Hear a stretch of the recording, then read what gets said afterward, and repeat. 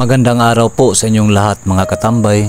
Ating binalikan ng isang lula na may 3 apo na iniwan sa kanya. At hirap na si Nanay Rosa sa pag-aalaga ng kanyang 3 apo. Kadahilanan na matanda na din si Nanay Rosa at walang hanap buhay para mapakain sa kanyang 3 apo. Wa mong dukoy kwarta ka ba?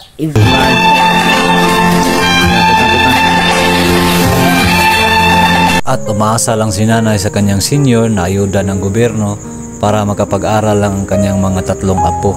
At mabigyan niya ng magandang buhay at makapag-aral katulad ng mga karaniwang bata na nag-aaral sa paaralan.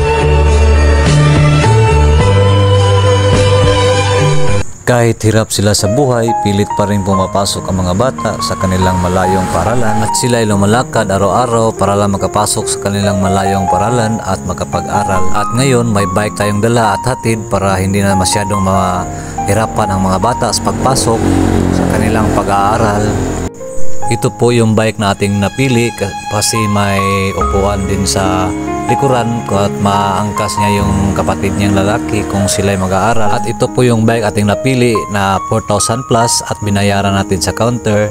At hindi pa kumpleto yung bike kasi walang basket sa harap, kaya bilhan pa natin ng basket para kumpleto, may lalagyan sa kanilang bag at mga baon or mga notebook para kumpleto yung bike. At nagpapasalamat po din ako sa nag-sponsor at nagnaawa at nagbigay ng bike para sa mga bata na para hindi na mahirapan sa pag-aaral nila na malayo ang kanilang paaralan.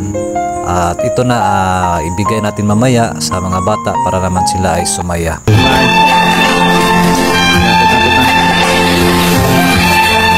Ngayon naman po may napili na tayong basket na ilagay sa harapan ng bike para kumpleto na talaga yung bike na may lalagyan sa kanilang mga gamit at yung baon.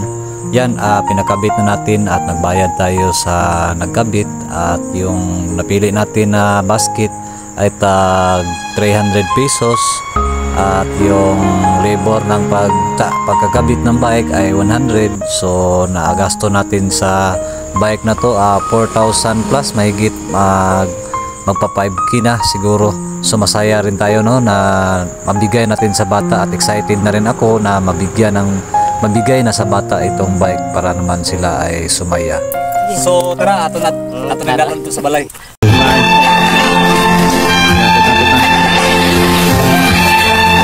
At ngayon nandito na po tayo sa lugar ni Nanay dito sa Miligan, Mahayag, Zamboanga del Sur. Ito po yung lugar ng Nanay at dadaan pa tayo sa mga palayan para lang mahatid natin tong bike at pilit natin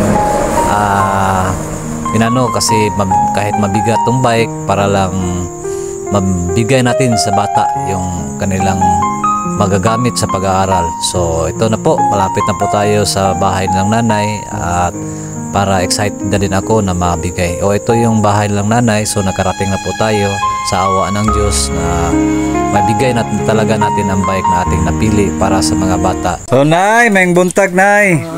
So anong masasabi mo ngayon Nay? Nandito naman si Jason Katambay Nay na nagdala ng hatid ng blessing sa yung mga apo Nay. Salamat lang yun in taon ko nga. Wa mong dukoy kwarta ka ba? Ibayad sa mga sakyanan. Dili na sila magbaklay kaya ni ana may bayad kaya inyong gihatag na mo. So layo day ang lang sa eskwelahan rin Nay? Layo ay Miligan. Uy, layo di ay.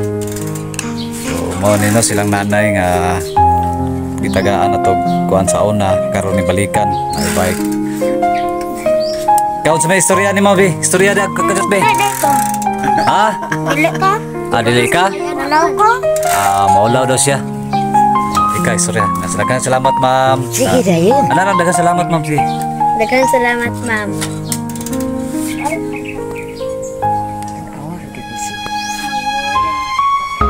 Okay, unsa may masulti nimo Nay sa naghatag ani Nay? Ay, salamat taon sa nag-sponsor ani nga.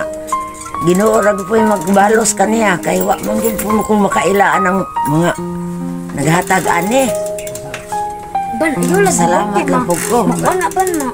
Mang ko makaila. Ba na. Ang po lang po ko sa Ginoo nga ayaw lang po sila gawas. Sa sumbong tra kong papa. So ito po no, aabot kamay na ng mga bata yung bike at ngayon tuturuan natin yung bata para paano magbike para magamit niya sa pag-aaral nila no. So ngayon excited sila na matuto mag-drive sa kanilang bagong bike.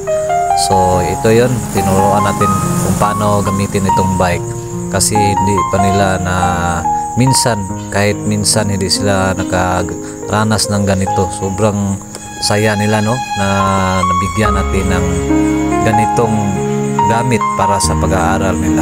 At sa lahat po na hindi po nakaalam na ito pala po si Nanay Rosa, ang isa pong napabahayan natin dito sa Zamboanga del Sur sa aming team na Team Kalingap ng Zamboanga del Sur po. So si Nanay po ay napabahayan po natin sa awa ng Diyos at maraming salamat po sa Diyos na napabahayan siya.